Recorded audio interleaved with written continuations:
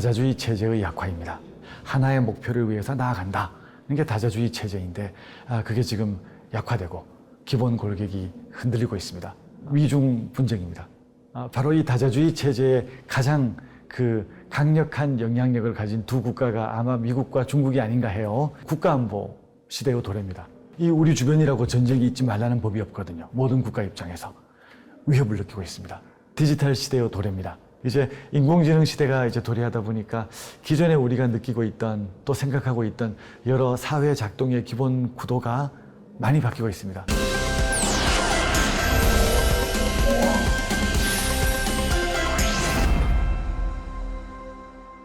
안녕하세요. 저는 서울대학교 법학전문대학원에서 국제법을 가르치고 있습니다. 저 이재민입니다.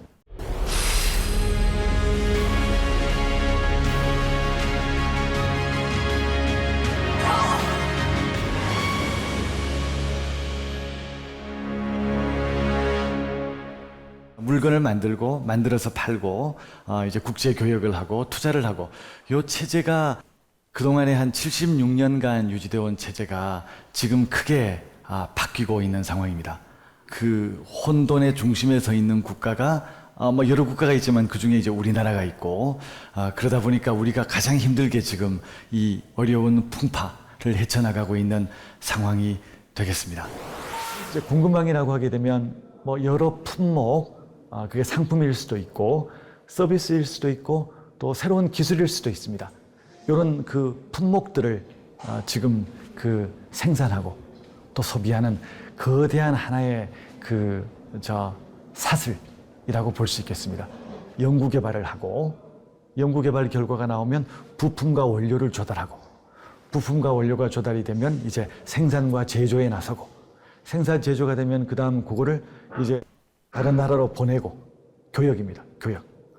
교역과 수출 이루어지고 그 다음에 마지막으로 소비가 이루어지는 이 전체 하나의 사이클을 우리가 공급망이라고 할 수 있습니다. 그래서 이 공급망을 옛날처럼 모든 국가가 함께 WTO 생각을 하게 되면 164개국이 전부 We are all together 같이 이렇게 생산하고 가장 효율적인 상대를 찾고 가장 효율적인 거래를 한다는 개념이 아니라 내가 믿을 수 있는 국가, 내가 신뢰할 수 있는 국가와 몇 개의 그룹을 만들고 너무 중요하니까 이 상품은 이 기술은 너무 중요하니까 우리끼리만 생산하고 소비하자 하는 것이 바로 공급망 재편의 논의가 되겠습니다.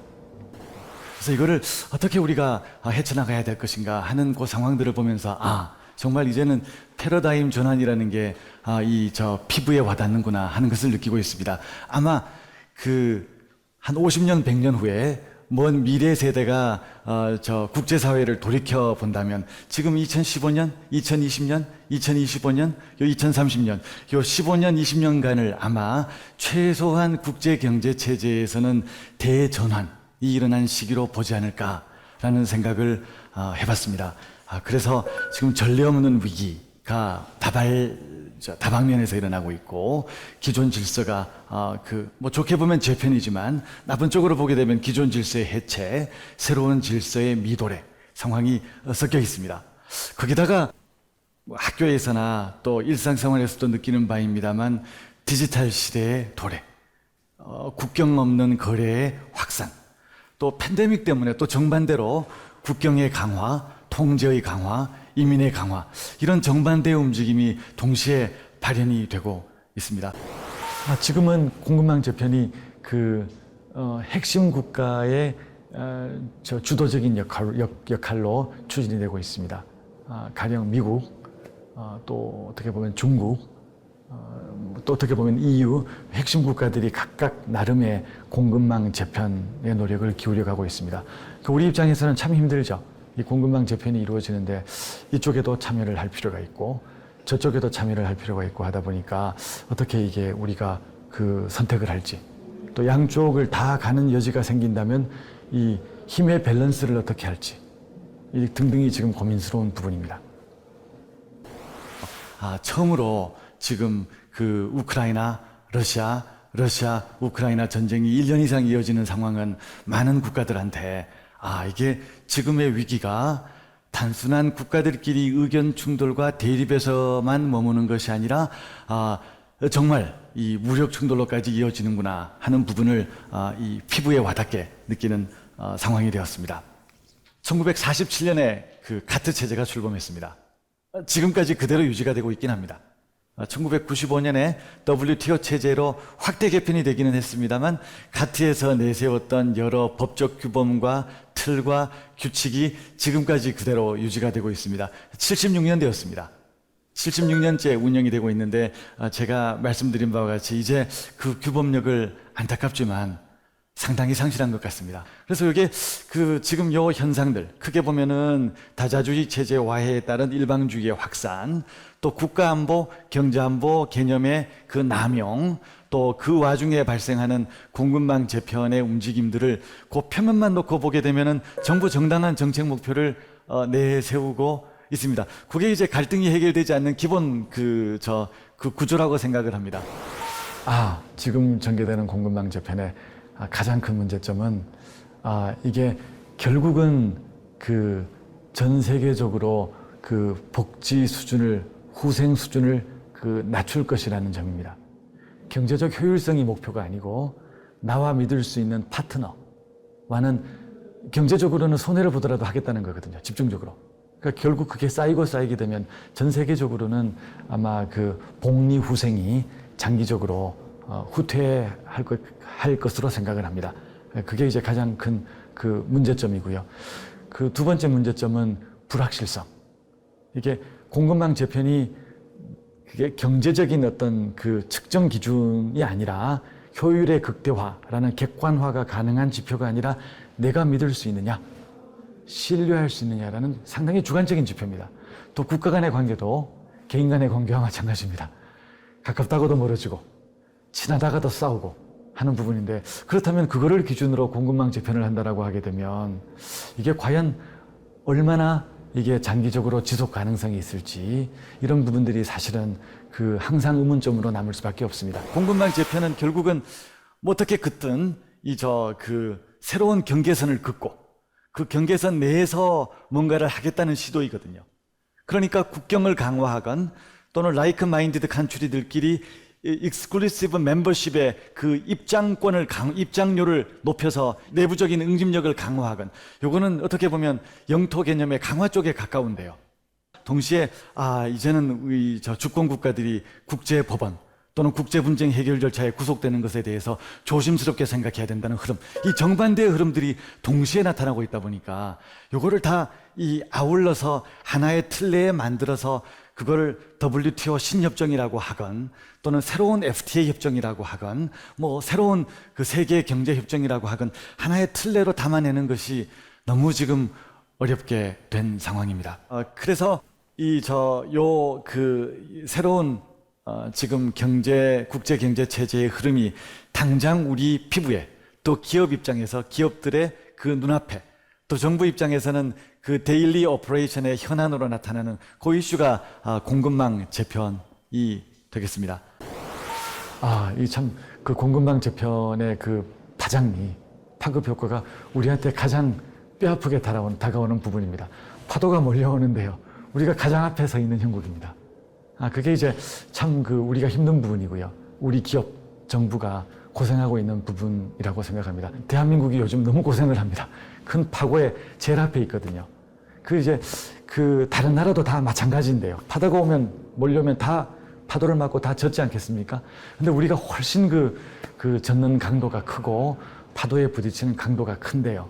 바로 우리 나라가 수출에 의지하는, 수출과 연관되는 GDP의 비중이 다른 나라에 비교할 수 없을 정도로 높습니다. 근 70%에서 80%에 가까운 우리나라 GDP가 수출과 또 해외 시장과 연동되어 있습니다. 그러니까 거기에서 문제가 생기면 그 타격이 엄청난 거거든요.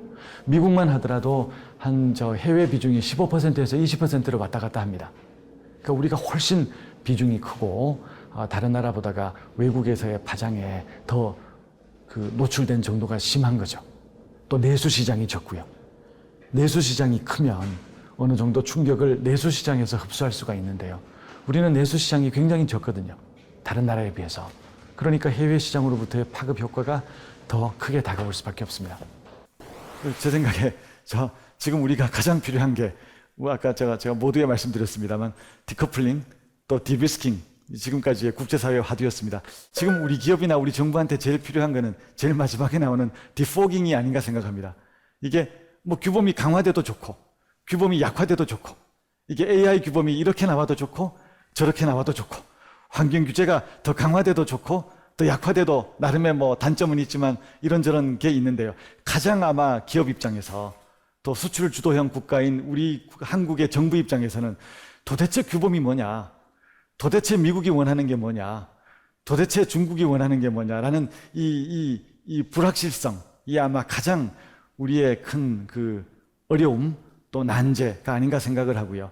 제일 필요한 것은 지금 규범의 강화, 규범의 약화, 다자주의 체제의 강화, 다자주의 체제의 약화 또 문제지만 그것보다가는 이 현재 상황이 앞으로 어떻게 전개될 것인지에 대한 대략적인 그 흐름, 또 그 흐름 속에서 이 새롭게 논의되는 규범들이 정확하진 않지만 대략 어떤 방향으로 흘러갈 것인지에 대한 그 흐름이 대략적인 그림이 그려지는 것이 지금 기업들이 가장 강하게 요구하고 있는 것이 아닌가 생각을 하고 아마 정부 입장에서도 가장 그 갈구하고 있는 내용이 아닌가 생각을 합니다. 뭐 여러 가지 그 책들을 생각할 수 있겠지만 제 생각에는 뭐 만약 한 권을 고른다면 그 제라드 다이아몬드의 총균쇠라는 그 책이 한번 관심을 갖고 읽어볼 수 있는 책이 아닌가 생각합니다.